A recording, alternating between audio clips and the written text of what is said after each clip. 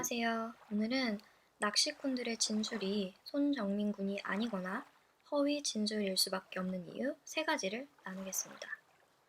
6월 9일 신튜브 신혜식님께서 새로운 목격자들에 대해서 이야기를 나눠주시면서 제가 좀 생각을 하게 됐거든요.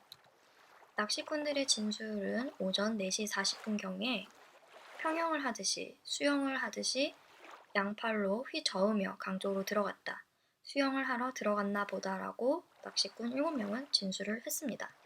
이 진술에서 주목해야 하는 부분 첫 번째는 팔에 대한 진술의 디테일이 있는데요.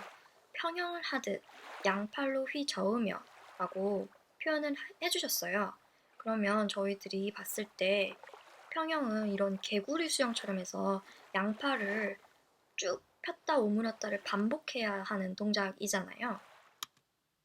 그런데 옷자락을 보지를 못했다? 옷자락에 대한 진술이 없는 거예요. 다른 목격자는 그 옷에 대해서 환자복 같았다라고 진술을 했는데 낚시꾼 7명은 옷자락에 대한 그 어떠한 설명이 없습니다. 하다못해 희끄무레한 희면서 검은색이라던가 어렴풋이 표현을 해줄 수도 있는 거잖아요. 그런데 7명 전부 옷에 대한 진술은 없습니다. 진술에 대해서 주목해야 하는 부분 두 번째, 그 시간에 휴대전화는 사용이 되고 있었어요. 그 손정민 군 아버님께서 공개해 주신 휴대전화 내역에는 4시 32분부터 4시 55분까지 채팅과 인터넷 접속을 한 기록이 남아 있습니다. 이 부분이 사실이 아니고 전화기는 꺼져 있어도 돌아갈 수 있었다라고 말을 경찰이 했죠. 하지만 종이의 TV에서 SK텔레콤에 직접 문의한 결과 무조건 사용을 한 기록만 전화기에 남는다고 답변을 받았습니다. 직접 사용한 것만 저렇게 기록에 남아서 이용료를 이제 내야 되는 상황이 되는 거죠. 그래서 확대해 드리면은 4시 32분부터 4시 55분까지 정확하게 전화기는 채팅과 인터넷 접속용으로 사용이 되었습니다. 낚시꾼들의 진술대로라면 손정민 군은 휴대폰을 하면서 한강으로 걸어 들어갔었어야 합니다. 새벽 4시 40분에 한강에서 반신욕할 일 있나요? 새벽 4시 40분에 한강에서 찬물로 심장 마사지 할 일 있나요?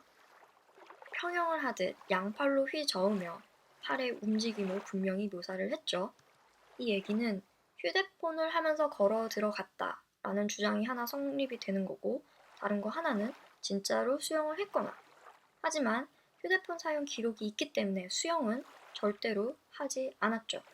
수영을 양팔을 휘저으면서 전화기를 사용을 할 수는 없잖아요.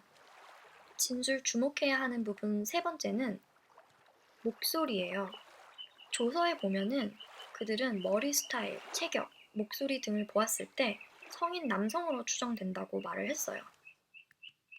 그런데 보통 목소리 이야기할 때 나이대를 나누지 않나요?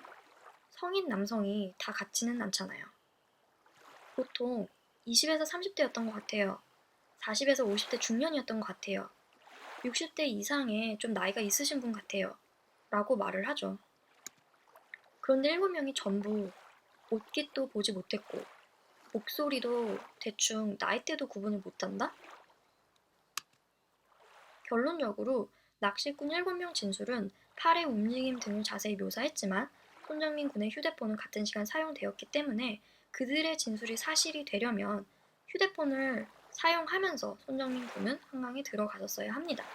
그랬다면 휴대폰은 동석자가 아니라 손정민 군이 소지를 하고 있어야 하고 손정민 군과 같이 발견이 됐었어야 했겠죠.